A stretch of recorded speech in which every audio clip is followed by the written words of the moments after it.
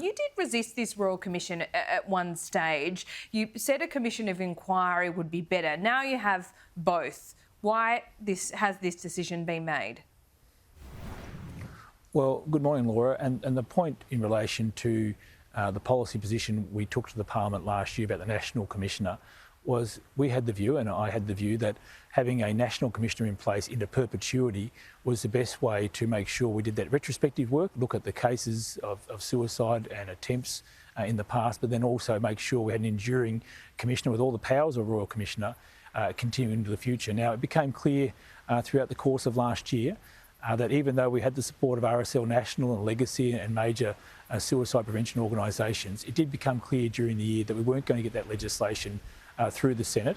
And many of the veterans' families and individuals I spoke to made the point to me that they felt they needed to have a Royal Commission first as part of the healing process for them and their families. So what we have today, and the Prime Minister announced yesterday, was the Royal Commission to do that retrospective work, but we want to continue with that National Commissioner policy, because that can be that legacy policy, if you like, that take the findings into the future to make sure we continue to work together to reduce suicide to the point where it gets to zero. So it is a complex area, Laura. I don't pretend for a second that I have all the answers or the government has all the answers. So I think we need to try and unite now as a veteran community and work together to develop a terms of reference that people can agree on, and then try and achieve everything we possibly can out of this Royal Commission as we try to prevent suicide in the veteran community. From my dealings with veterans, the status of a Royal Commission was something that was really important to them. But given that status, they also want answers and agree with this ongoing commission of inquiry. In your view of things, what needs to change and what can be done more immediately? Well, the first thing I need to do, Laura, as the Minister, is to make sure the good work we're doing now continues. So the work that the RSL, Soldier On, Mates for Mates, Legacy, all that good work that's occurring now in partnership with the Department of Veterans Affairs, that good work is actually saving lives today. So I need to make sure that work continues and we don't take our foot off the pedal in terms of accelerating those programs that are working and exploring new ideas like psychiatric assistance dogs we introduced about 12 months ago. Those types of new ideas are working, and so we need to keep doing those.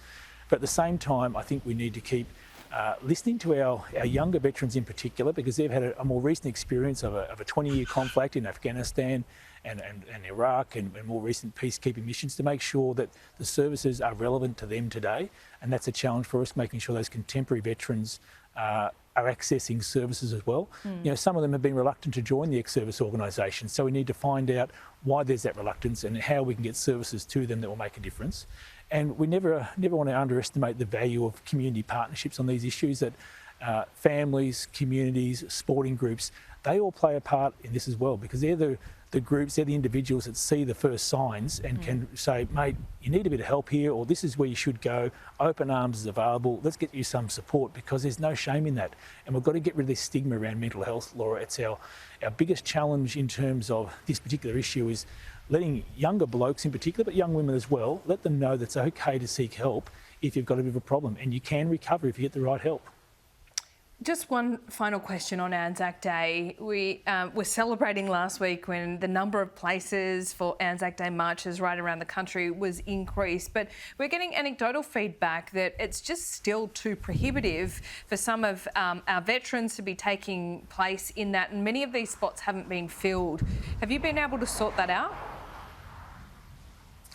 Well, I don't want to be seen to be passing the buck, but the Anzac Day services are strongly kept priority, I guess, of the RSL groups around the country and the state governments themselves. So the federal government doesn't tell the state and the RSL what to do in that regard.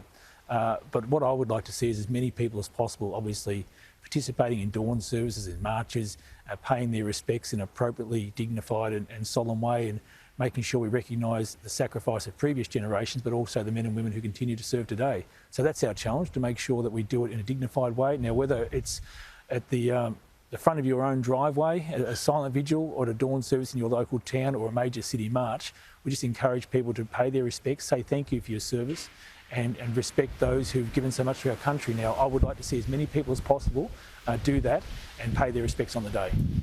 Darren Chester, thanks so much for your time.